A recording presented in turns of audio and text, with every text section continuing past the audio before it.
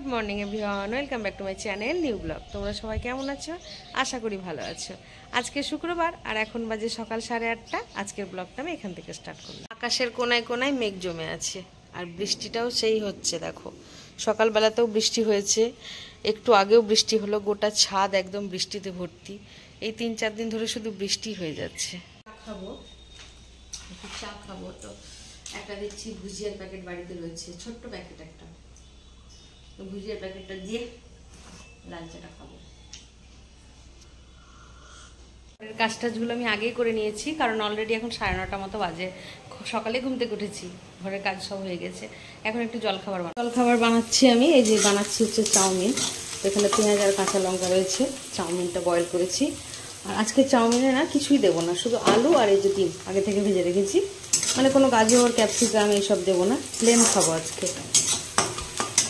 আমি আগে স্নানটা সেরে নিলাম, কারণ এমনিতে বৃষ্টি পড়ছে, বেশি দেরি করলে আবার চুল টুল শুকোবে না।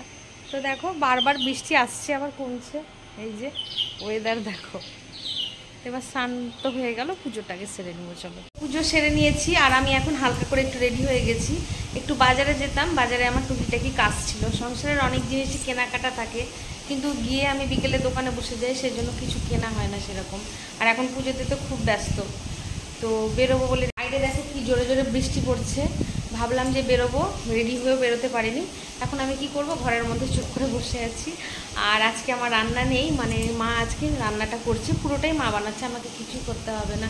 তো সেই জন্যই ভেবেছিলাম আরও যে বাইরে বেরিয়ে কিছু কিছু কেনার আছে সেগুলো কিনে আনি। তো দেখো এখন থেকে ভাবলাম যাব, কিন্তু আর বেরোনো হলো না, কারণ এখন 1টা বেজে গেছে, আর হবে না। তোমাদের দাদাভাই বাড়ি আসবে, খাবে দাবে, আবার ছেলে যাবে, আমি যাব, খুব কাজ আমাদের, সামনে পুজো না, আর বেরোনো হবে। খাওয়া দাওয়া করবো, ছেলে খেতে বসেছে। আজকে রান্না হয়েছে দেখায়, দাঁড়া তোর পছন্দেরই খাবার রয়েছে। এই যে চিকেনের লাল লাল ঝোল, আর পেঁয়াজ নিয়েছি, মানে ছাড়িয়ে নিয়েছি, আর এই যে পুঁইয়ের শাক কুমড়ো দিয়ে। আজকে শাক আর চিকেন, ভাত তো আছে এখানে পড়েই যাচ্ছে, আসলে গরম। এখন 3:30 মতো বাজে, দুপুরে খাওয়া দাওয়াটাই মাত্র মানে আধ ঘন্টা হলো মতো করা হলো। তো এখন দোকান যাচ্ছি, এখন আর বৃষ্টি পড়ছে না। তো তোমাদের দাদাভাই বললো আর দেরি করে লাভ না, তুমি দোকান চলে এসো। তো এখন রেডি হয়ে গেছি, দোকান যাবো।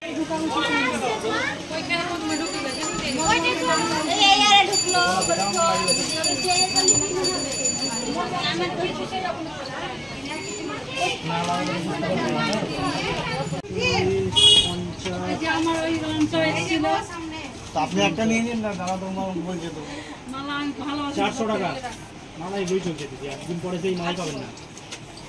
400 টাকা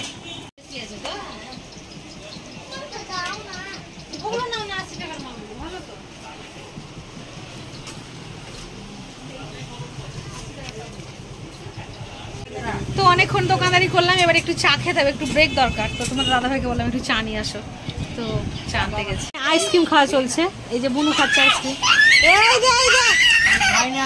কান্না করতে না, আইসক্রিম খাই বুনু দিয়ে, তো নে, ওই যে দাদা খাচ্ছে, চলে যা দাদা। এই যে ইমা মুখের মধ্যে হাত দিয়েছে, কে ওটা? ইতে মুখের মধ্যে কে হাত দিয়েছে? হ্যাঁ, আমি আপনার খাবার পাঠিয়েছিলাম না প্রথমত, তাহলে আপনি ওই দুটো খেয়ে জল খাবেন, বিরতির পর চা খাবেন, নাহলে একসঙ্গে বাড়ি চলে যান। আগে বিস্কুট হবে, বিরতি হবে, তারপর আমাকে বলছিল চা নিয়ে আসতে, আমি দেখি 50 টাকা, আপনি চা খেতে পারবেন? না না না, দুটোই মিষ্টি, ভালো লাগবে না।